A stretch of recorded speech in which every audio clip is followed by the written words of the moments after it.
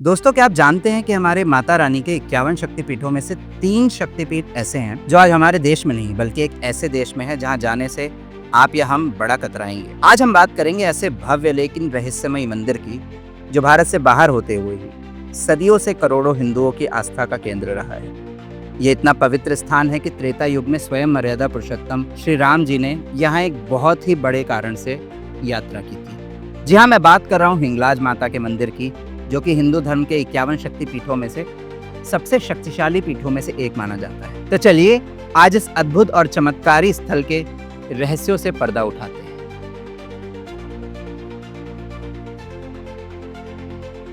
हिंगलाज माता का मंदिर आज पाकिस्तान के बलूचिस्तान प्रांत में स्थित है। यह उन 3 शक्ति पीठों में से एक है जो कि विभाजन के बाद पाकिस्तान में रह गए। बाकी 2 हैं शिव हरकराए शक्तिपीठ और शारदा पीठ, जिस पर हम भविष्य में जरूर बात करेंगे। यह भव्य मंदिर हिंगोल नदी के किनारे सूनी और पथरीली पहाड़ियों के बीच एक प्राकृतिक गुफा में स्थित है। लेकिन इसकी लोकेशन सुनकर आप हैरान हो जाएंगे। ये मंदिर लियारी तहसील के एक बेहद दुर्गम और पहाड़ी इलाके में है। एक तरफ मकरान का विशाल रेगिस्तान फैला है और दूसरी तरफ कीरथर पर्वत श्रृंखला खत्म होती है। यह पूरा इलाका हिंगोल नेशनल पार्क के संरक्षण में आता है, जो पाकिस्तान का सबसे बड़ा नेशनल पार्क है। यह अरब सागर से सिर्फ 19 किलोमीटर अंदर है और सिंधु नदी के मुहाने से लगभग 130 किलोमीटर पश्चिम में है। दोस्तों, इस शक्तिपीठ तक पहुंचना कोई आसान काम नहीं।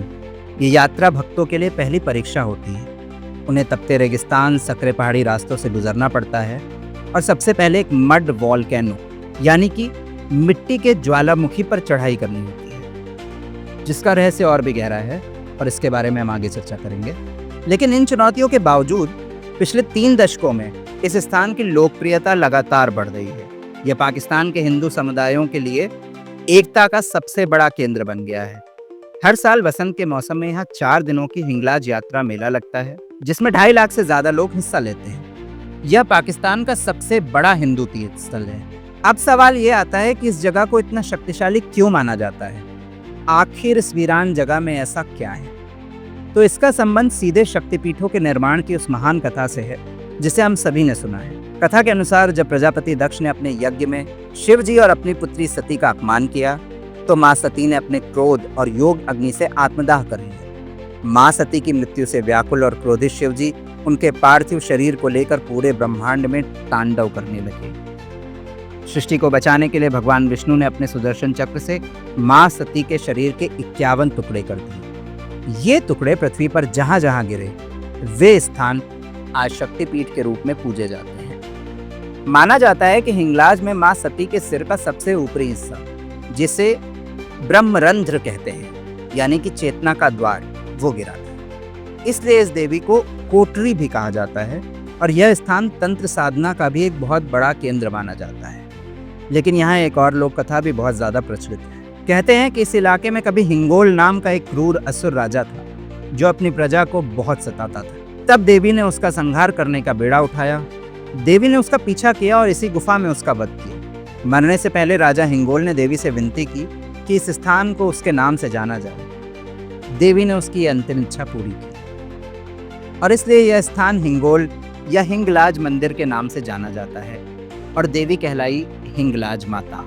चलिए अब बात करते हैं यात्रा के सबसे अनोखे और रहस्यमय पड़ाव की, बाबा चंद्रगुप्त मड वॉल्केनो की। यह मिट्टी का ज्वालामुखी जिसमें मिट्टी और मीथेन गैस निकलती है, हिंदुओं के लिए एक अत्यंत पवित्र स्थान है। इसे भगवान शिव का ही एक रूप माना जाता है।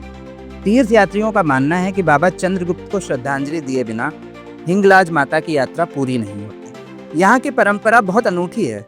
यात्री यहाँ पूरी रात उपवास रखते हैं और अपने जीवन में किए गए पापों पर मनन करते हैं। अगले दिन सुबह सुबह ज्वालामुखी के शिखर पर चढ़कर उन्हें जोर से अपना पूरा नाम और अपने गांव का नाम पुकारना होता है और फिर सबके सामने अपने पापों को स्वीकार करना पड़ता है। यह एक तरह से शुद्धिकरण की प्रक्रिया है, जहां आप अपने अहंकार को त्याग कर देवी के सामने समर्पण करते हैं। भक्त यहाँ क्रेटर में नारियल, सुपारी या दाल चढ़ाते हैं और अपनी मनोकामना पूरी होने पर धन्यवाद देते हैं। दोस्तों, हिंगलाज की सबसे बड़ी खासियत है इसकी सर्वधर्म समभाव की भावना। दिलचस्प बात यह है कि इस देवी को कई समुदाय जैसे ब्रह्म क्षत्रिय, चारण, लोहाड़ा और भी कई समाज अपनी कुलदेवी के रूप में पूजते हैं। लेकिन सबसे खास बात यह है कि यहाँ के स्थानीय मुसलमानों की भी यहाँ पे श्रद्धा है। स्थानीय बलूच और जिक्री मुसलमान भी हिंगलाज माता में गहरी आस्था रखते हैं और मंदिर को नानी का मंदिर या नानी का हज कहते हैं। वे हिंदू यात्रियों के साथ इस यात्रा में शामिल होते हैं और उनकी सुरक्षा भी करते हैं। ये एक ऐसी मिसाल है जो धर्म के नाम पर लड़ने वालों को एक बहुत बड़ा सबक देती है। और अब वो दिलचस्प कहानी जिसका मैंने शुरुआत में जिक्र किया था। इस स्थल की महिमा त्रेता युग से जुड़ी हुई है। आनंद रामायण के अनुसार जब श्री राम ने रावण का वध किया तो उन पर ब्रह्म हत्या का पाप लगा, क्योंकि रावण एक ब्राह्मण था। तब ऋषियों ने श्री राम जी को सलाह दी कि उन्हें इस पाप से मुक्ति के लिए हिंगलाज माता की यात्रा करनी हो। श्री राम ने तुरंत ही यह सलाह मान ली और माता सीता, लक्ष्मण और हनुमान जी के साथ हिंगलाज के लिए रवाना हो गए। सोचिए, यह स्थल सदियों से शुद्धिकरण और पाप मुक्ति का कितना बड़ा केंद्र रहा है। आज के समय में मकरान कोस्टल हाईवे बनने से यह यात्रा पहले से काफी ज्यादा आसान हो गई है।